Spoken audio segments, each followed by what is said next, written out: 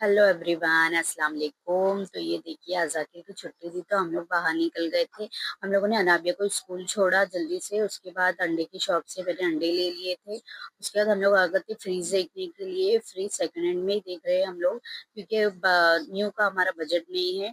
तो ये फ्रीज देखिए, मैं देख रही थी, समझ में नहीं आ रहा था कौन सा फ्रिज लेना है। अब देखते हैं, अभी हम लोग सोचे कौन सा फ्रिज लेना है। और ये इतना बड़ा फ्रिज देख के तो मेरे मुंह में पानी आ गया था। और इंशाल्लाह फिर देखेंगे हम लोग। अभी तो सिर्फ देखने आए थे हम लोग। और ये देखिए बाहर का मौसम कितना अच्छा है। तो आज तो मेरा दिन बाइक पर ही जाने वाला है। आप लोगों को मिनी ब्लॉग अच्छा लगे तो प्लीज सब्सक्राइब करें, लाइक करें। अल्लाह